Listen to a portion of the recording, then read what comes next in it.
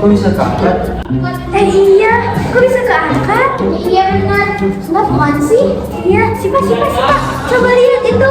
Kok bisa keangkat ya? Mana? Ini. Oh, kalian belum tahu? Belum. Peristiwa itu merupakan salah satu peristiwa listrik statis. Kalian tahu nggak listrik statis itu apa? Enggak. Nah, kalau mau tahu, dengerin penjelasannya ya. Halo semuanya, kenalin nama aku Syifa Naura Nazifa. Di sini, Syifa bakal menjelaskan sedikit mengenai listrik statis. Jadi, listrik itu terbagi menjadi dua, yaitu listrik dinamis yang selalu bergerak dan listrik statis yang cuma diam aja. Coba deh kalian lakuin salah satu percobaan ini.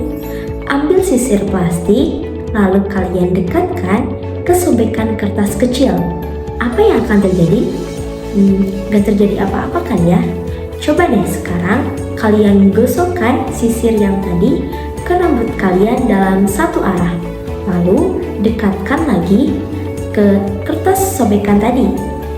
Kertas-kertas yang tadi akan tertarik dan menempel ke sisirnya. Nah, itulah dia salah satu gejala listrik statis. Kenapa bisa begitu? Buat memahami konsep ini, kita harus zoom in lagi ke sebuah partikel terkecil, yaitu atom. Atom tersusun dari proton yang bermuatan positif, elektron yang bermuatan negatif, dan neutron yang tidak bermuatan.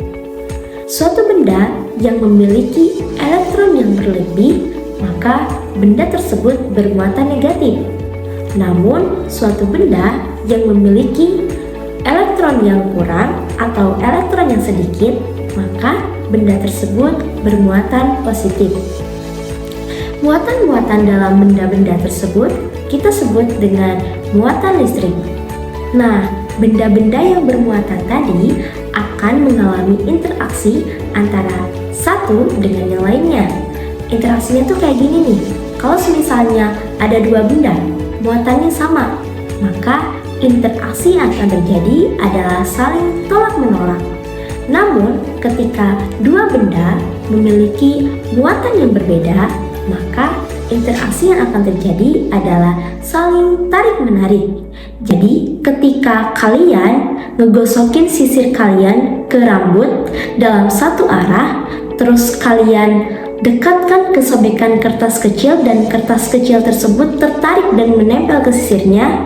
Karena apa? Karena sisir tersebut yang tadinya tidak bermuatan, karena digosokkan ke dalam rambut menjadi benda yang bermuatan sehingga bisa berinteraksi dengan muatan-muatan yang ada di dalam sobekan kertas kecil.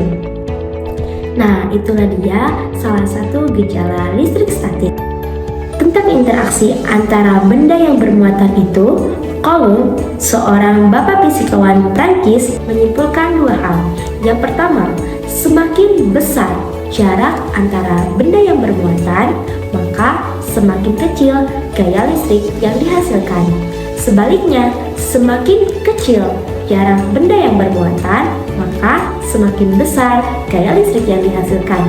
Yang kedua, semakin besar benda yang bermuatan, maka semakin besar pula gaya listrik yang dihasilkan. Sebaliknya, semakin kecil muatan benda, maka semakin kecil pula gaya listrik yang dihasilkan. Oke, balik lagi ya. Secara matematis, gaya yang biasa kita sebut dengan gaya Coulomb ini bisa ditulis secara matematis, yaitu F sama dengan K dikali Q1 dikali Q2 per R kuadrat. Oh iya, kalian juga harus tahu nih, kalau misalnya di sekitar muatan listrik ada yang disebut dengan medan listrik. Medan listrik adalah suatu daerah di sekitar muatan listrik yang dapat menimbulkan gaya listrik terhadap muatan yang lainnya. Rumus inilah yang nantinya bisa kita pakai untuk menghitung kuat medan listrik. Oh gitu penjelasannya. Ternyata dalam Al-Quran juga ada loh penjelasan tentang kelistrikan. Oh ya? Iya, ini loh bunyinya. أعوذ بالله من الشيطان الرجيم بسم الله الرحمن الرحيم أو كصيب من السماء فيه ظلمات ورعد وبرق يجعلون أصابعهم في آذانهم من الصواعق حذر الموت والله محيط بالكافرين يكاد البرق يخطف أبصارهم كلما أضاء لهم مشوا فيه وإذا أظلم عليهم قاموا ولو شاء الله لذهب بسمعهم وأبصارهم إن الله على كل شيء قدير صدق الله العظيم. Oh gitu,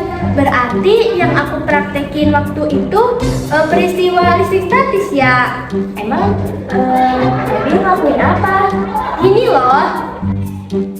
Pada waktu itu, adik aku tiba-tiba menunjukkan salah satu video yang ada di HP-nya tentang seseorang yang sedang melakukan percobaan hanya dengan balon dan benang saja.